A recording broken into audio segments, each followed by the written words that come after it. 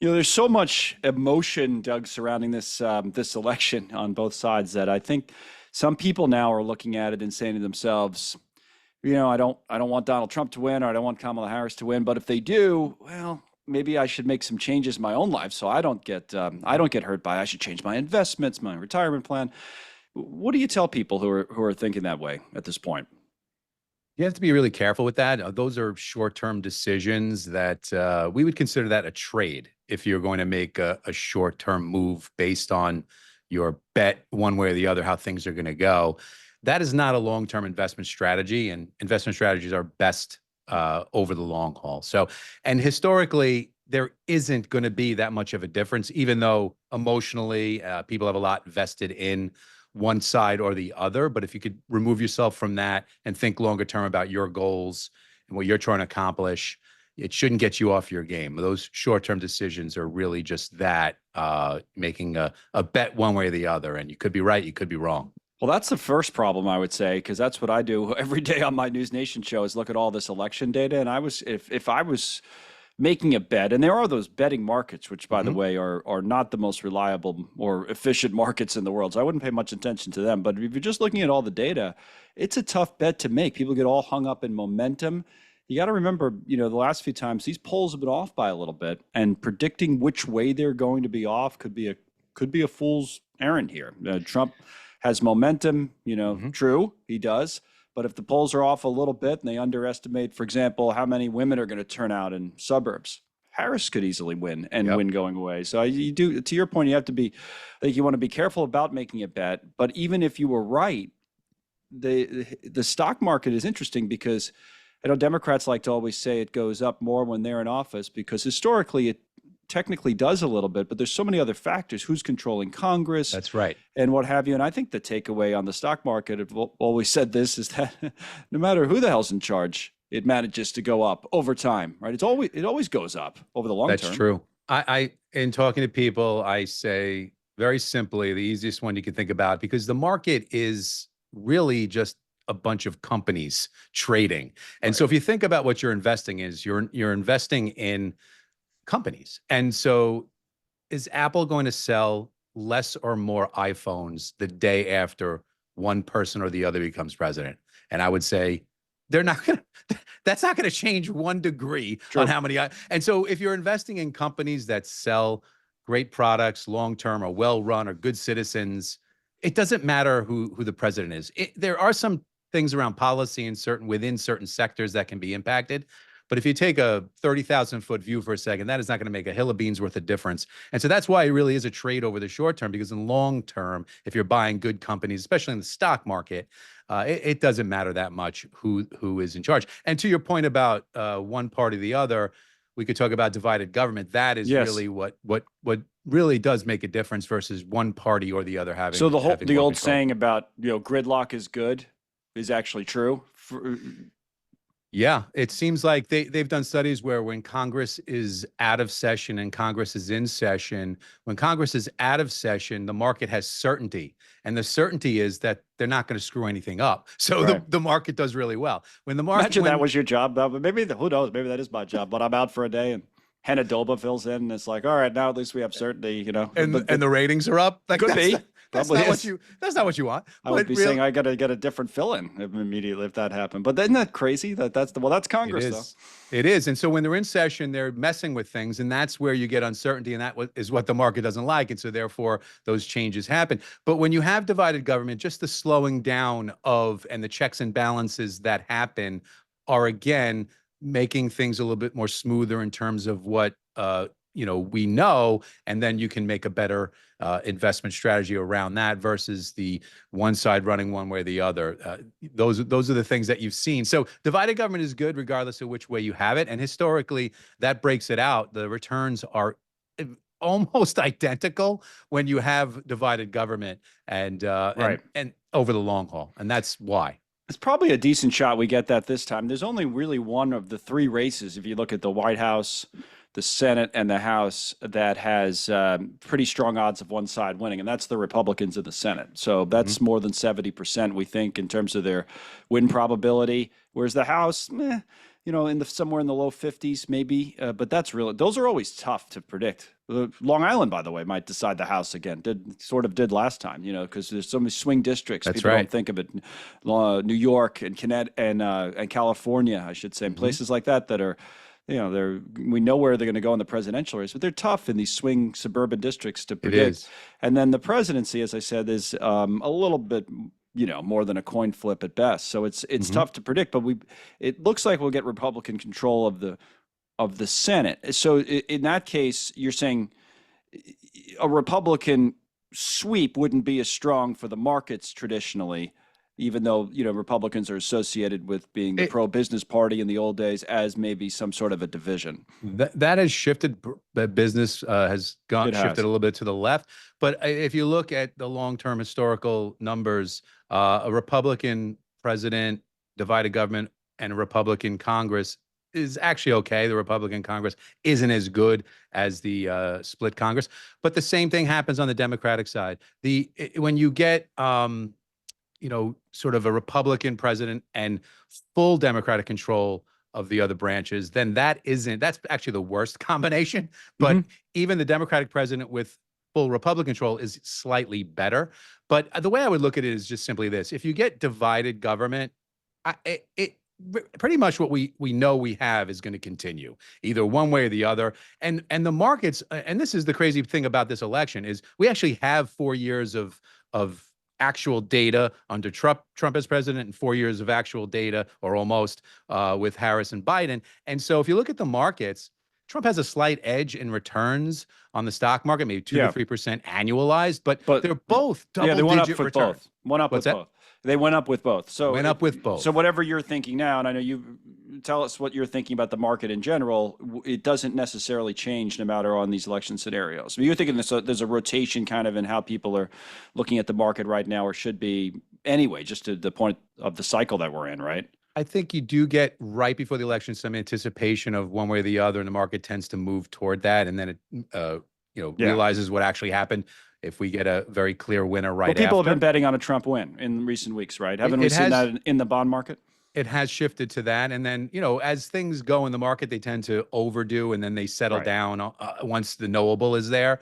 But that's what happens, and that's again why you can't think about what's going to happen in the next week to change your entire investment philosophy for the next 30 years. That's what you don't want to do. It isn't going to make that much of a difference, especially when you stretch it out over 10 and 20 years. If you're talking about your 401k money, if you're talking about putting new money in the market tomorrow, maybe I'd wait a week. That might not be the smartest thing to do. But money you don't need for 30 years, it doesn't matter. Maybe 2 weeks. We don't know exactly when we're going to get these results. Could be. Now, let's dig into these policies just a little bit to give people, because it is important for the country to kind of understand what each candidate wants to do and then the impact of it. I always think back to you when you come on our show on News Nation. We do things like this, and you always say it doesn't really matter because whatever they're saying, they get, what is it, 5% of their promises? Was that the one study you saw or something like that? Historically, yes. If you look at all the promises of the presidents while they're campaigning and what they put out there,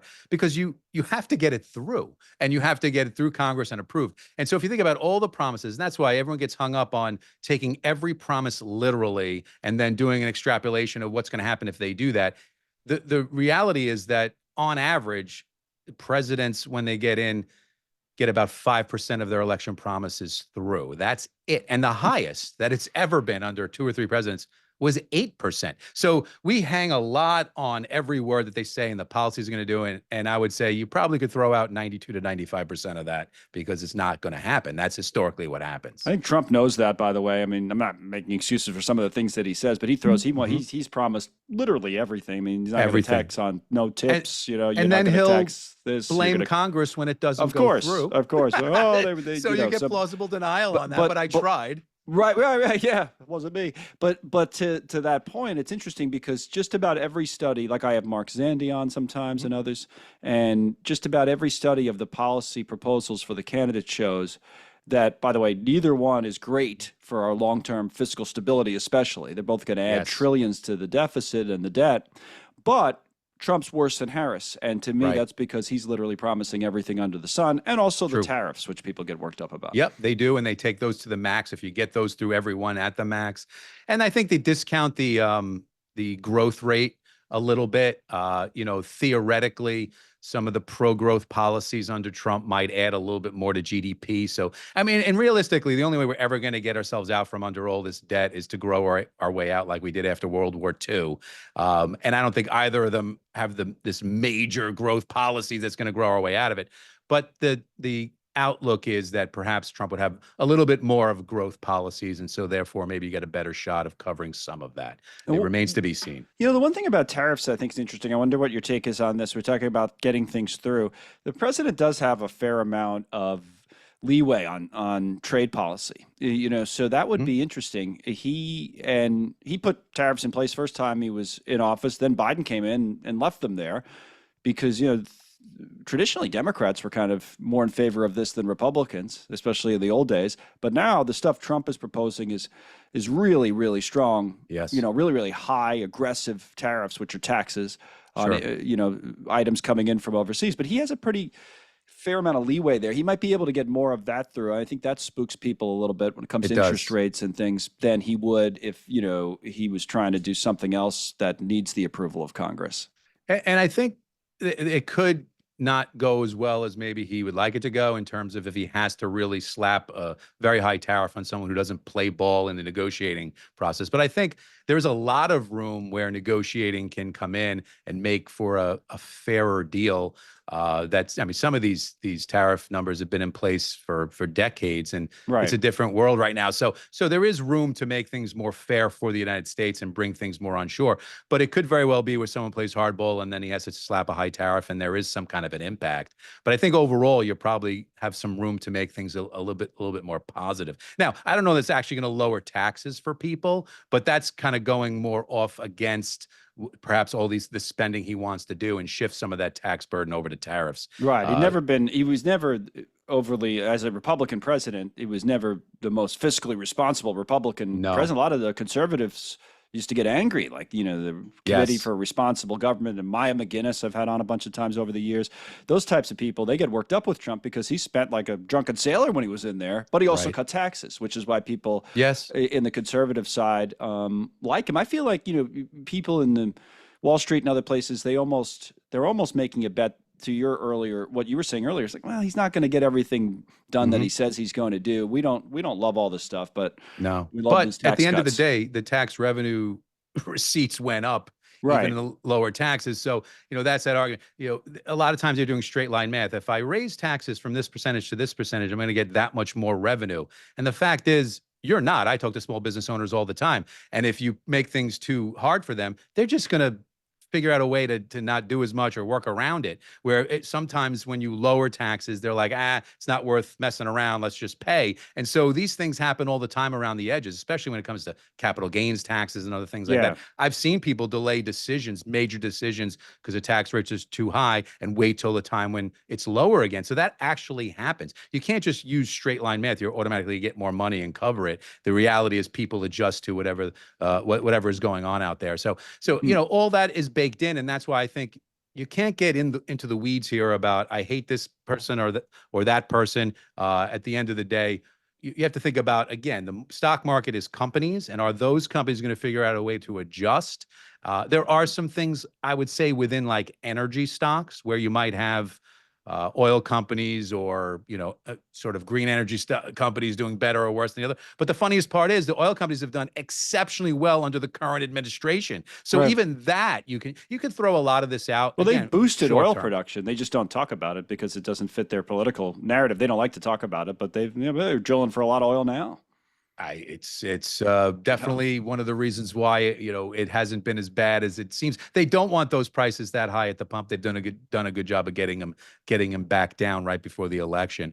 But again, take a step back. Is your investment process, is what you're investing for money you need in the next year? Well, it shouldn't be in the market anyway if you need it within a couple of months. And if you're talking about money you don't need for 5, 10, or 20 years, It doesn't matter. I've been doing this through 6 different presidents.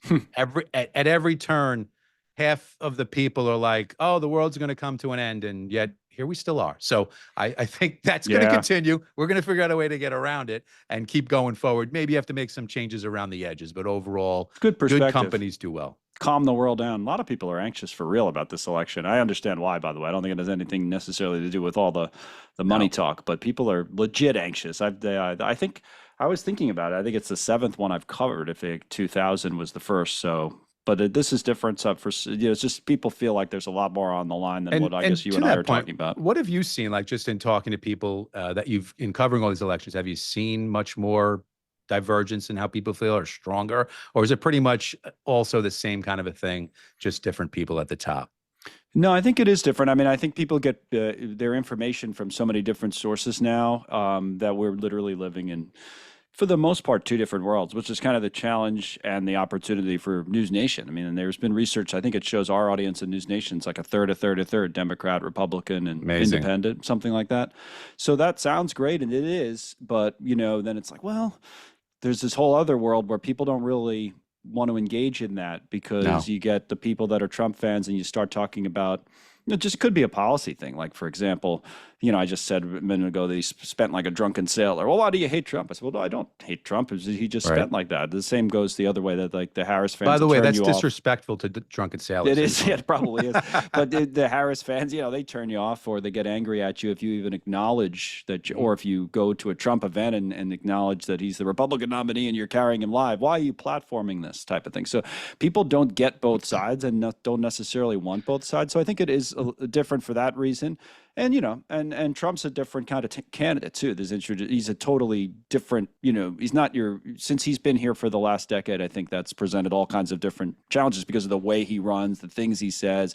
He plays to his own set of rules. All of that's true. So I think people are people are on edge. I mean, in the past, even the first time or the second time Trump ran, second time being different because of COVID, I think. But, I don't think there was as much anxiety the first time. There was, but people didn't think he would win, to be honest. That's true. Even him, probably. But now they not only think there's a lot of anxious Democrats, but even Republicans are too, because they look at it as, oh man, it would be a disaster if she won. That's the kind of thinking I think that is different than when it was like Bush versus Kerry or something like that. Right. I see. I don't think people looked at it as, oh my God, my life is over. And your perspective is a good one on financial matters. I mean, I love it. It's the great nonpartisan equalizer, the market. We all come together and we're saying these are good companies. It doesn't matter who wins. I'm going to invest in them for the long term because that's the it money. Also reminds us it's a great country, right? Absolutely. Companies. Through these different changes, we're going to figure out a way to continue to grow the companies and the economy. And regardless of who's at the helm at any given point, it's not the end of the world for that person. The companies will adapt, people adapt. But at the end, that's why I think, the markets don't really care about the elections. People do. Yes, we might have to make some changes here and there, but overall, big picture, it doesn't get you off your game for what you're trying to do for the next 10 and 20 years. And that's what investing is. It's not for tomorrow. The investing for tomorrow, there is no such thing. That's a trade, and you could win, you can lose. But investing long term, don't get it off your game. But that being said, like I said, I wouldn't put a whole bunch of money to work in the next day or two. I might see what happens. Yeah. But other than that, I think the long-term money. Take a nap in the next day or two, relax, get therapy. We all should be in therapy anyway. Go to therapy or something like that, and then wake up and think about half it. the country's going to need it in about a week. So absolutely, we'll see what right. Well, the other half does too. They just don't realize it. I think it's a part of the issue. So everyone needs it. Yeah, we should. I think that's actually something that's true. Is a final thing. You have a lot of clients, I think, that own their own businesses or small business owners. And what's the other thing, I guess, that would affect them is regulations, right? Are they thinking about that and thinking about taxes? How should people be thinking? It's not just as simple as maybe, hey, I'm going to invest in X stock or Y stock. It's also the environment, right? It is. I think, well, just jumping off that for a moment, financial services companies are very regulated. So that's one of the anticipations that if Trump gets in, that could loosen up a little bit. So maybe that's a boon for them. So things around the edges again, but individual companies, it's interesting. I think the biggest problem that business owners have at some point is the long-term capital gains tax rates. And while Harris does want to raise it back to where it was, not as high as she originally proposed, I think it's a fine line that it's raised a little enough to where it's not going to change everything. It's not so egregious, but that one does. People don't like to pay more taxes. They feel they pay enough. The ones that do, and Yep. so I think that's kind of what's really affecting the business owners more in the long run about what do I do with this when I grow this company and then I have to, sell it somewhere, sell it, or I get out, retire. How am I going to get that money out? Those kinds of things. Day to day, of course, regulation and taxes and slowing you down is always an issue. So, that bothers people. But other than that, I again, they're going to keep working as hard as they do. That's what business owners do, and that's what a lot of Americans do. So I don't think that's going to change. The message this week is just stay calm. We're going to get through it. It's a great country, and we're going to be okay. That's the Doug Flynn kind of. I think so. It's we've been like okay at every turn, no matter how extreme we think it is, and the world is not going to end regardless of who wins. And so when you take a step back and you say, I'm investing in good companies, solid companies, that's what I'm investing for the next 5 and 10 years. AI, tech, financial companies, energy, all these great companies. That's how you can only make so much money while you're awake and living personally. How you get to the next level is by giving some of your money to a company that's well run to help grow it for you. And then you take it back out, hopefully at much higher if you buy good companies. That's what you do. That's the only way you kind of get to the next level. Because again, how many hours can you work? How much can you make while you're awake? This is that making money while you sleep. 10, 20-year awesome investing in good, solid companies. That's why you can take the pedal off and not get so anxious. I like it. We call this podcast No Dumb Questions. So if you have any silly ones or whatever you can come up with, think about them after you watch the results, hopefully on News Nation, by the way, on November 5th, and however long it takes us to get a winner. Because as Doug says, then we can start to think about strategy. We'll know who maybe is controlling Congress. We'll have an idea who the president's going to be. And then you can have some strategic decisions to make with your financial advisor, your family, and all the rest. So I feel like that's our next episode is like we'll have more information. Now it's just everybody calm down. Market goes up over time. But next time, maybe we get into some more specifics, not like you say in a week or two, but strategic long-term decisions you can start thinking about for the next few years, right? Perfect. Absolutely. It's a plan. It's a plan. So it's No Dumb Questions for Doug Flynn. I'm Connell McShane. Keep calm, carry on. We'll see you after the election with our next episode.